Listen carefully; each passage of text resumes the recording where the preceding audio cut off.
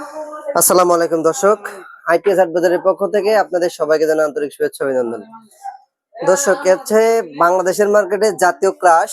এটি হচ্ছে বাংলাদেশের মার্কেটে জাতীয় ক্রাশ। জাতীয় ক্রাশ কেন বলা হচ্ছে? এটাকে দেখেন 5 ইন অন।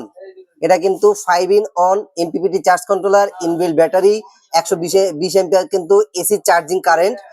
এবং এটা এত সহজলভ্য একটা প্রোডাক্ট, এত সহজে প্রোডাক্টটা যে কোনো জায়গায় নিয়ে যায় সেটা বলার মতো না।